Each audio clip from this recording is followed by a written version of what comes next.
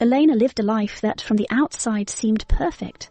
She had a steady job as a graphic designer, a cosy apartment filled with art and books, and a cat named Willow who purred like clockwork every evening. Yet something wasn't right.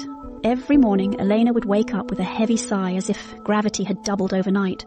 She moved through her routines, feeding Willow, sipping coffee, designing logos, without feeling truly alive.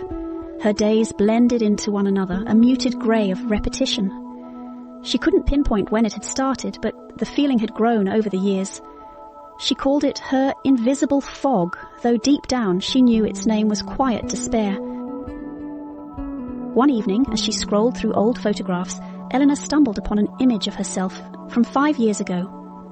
She was standing on a cliffside in Ireland, her arms wide open to the sea breeze, laughing. The person in the photo seemed like a stranger. "Where did she go?" Elena whispered to herself. The next day, a chance encounter shook her world. She met Ms. Murphy, an elderly woman with an eclectic scarf and a basket of yarn, at the local park. Willow had escaped her leash and had trotted over to sniff Ms. Murphy's poodle.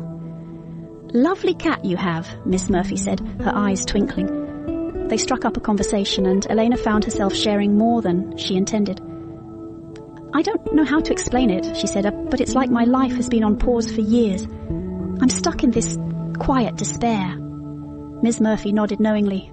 The silent ache. It's not loud enough to break you, but it's strong enough to keep you from truly living." "How do you get out of it?" Elena asked, her voice barely audible. Ms. Murphy smiled gently. "You don't escape it all at once. You light little candles in the dark. Try something new, even if it scares you. Talk to people, find small joys. Eventually, those candles illuminate the room."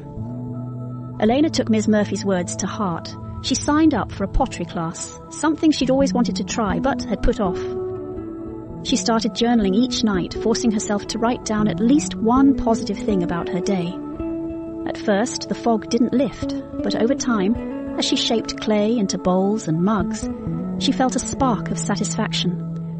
When she wrote about Willow's playful antics or the warmth of her morning coffee, she began to notice moments of light amid the grey. Months later, Elena found herself standing on a mountaintop during a weekend hiking trip. She spread her arms wide, just as she had in that old photograph, and laughed.